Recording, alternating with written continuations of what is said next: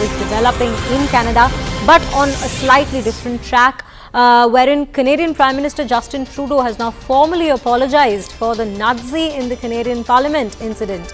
On behalf of all of us in this House, I would like to present unreserved apologies for what took place on Friday. This is a mistake that deeply embarrassed the Parliament and Canada.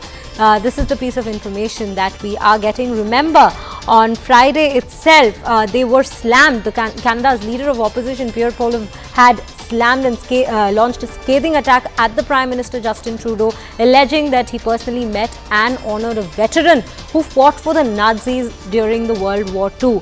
Now, let's just have a look at what the Canadian Prime Minister Justin Trudeau exactly had to say about what surfaced.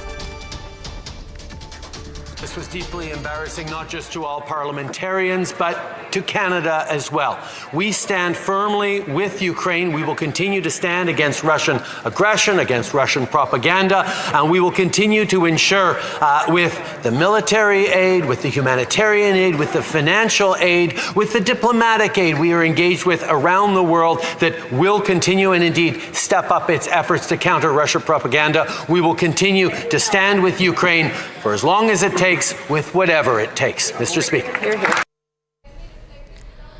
So this was the Canadian Prime Minister speaking on the issue and apologizing for the issue. But right now we have Abhishek joining us on the broadcast to bring us more details and continue the conversation on this. Abhishek, well, what we are learning is the Canadian Prime Minister has apologized for what exactly went on in the Parliament.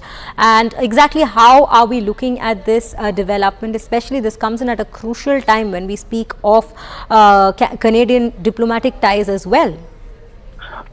This is an embarrassment that the Canadian government would have to live with now for a very long time, because the kind of salutation and, adulation that person received, and later on he was, understood to be a Nazi veteran who fought alongside Nazi Germany to liberate, apparently, Ukraine against Russian forces. So that was the background. But then Nazi happens to be very sacrosanct terms in the sense that nobody would like to remember any Nazi veteran. And in Canada also this is a big issue, and the political fallout did happen, and the Speaker of the House had to resign. That was an embarrassment for the Justin Trudeau government, which resulted eventually in having a real damage that the Speaker of the House had to step down.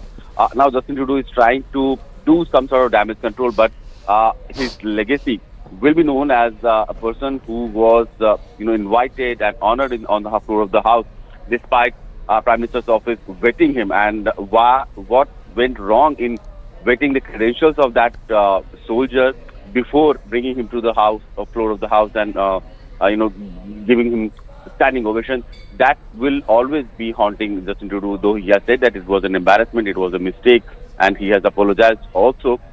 But yet the issue will remain a political, potboiler in Canada for a long time now. Right, Abhishek. Abhishek, thank you for bringing us all those details. And right now we are going to slip into a short break. Do stay tuned to CNN News 18 as we bring you all the latest right here on the other side.